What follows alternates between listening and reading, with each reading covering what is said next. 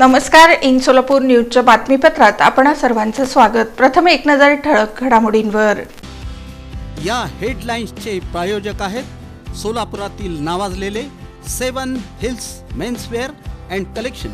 आता best quality आणि perfect fitting फक्त 7 हिल्स मध्येच.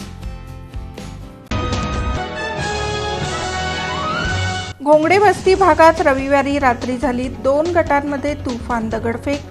माजी नगरसेवक सुरेश पाटील यांच्या 2 मुलांसह 7 जण जखमी.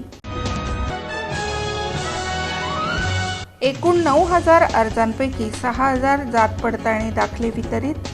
समितीच्या अध्यक्षा मंजुषा मिस्कर यांची माहिती. सावित्रीबाई फुले शिक्षण बहुउद्देशीय संस्थेच्या वर्धापन दिनाचं औचित्य.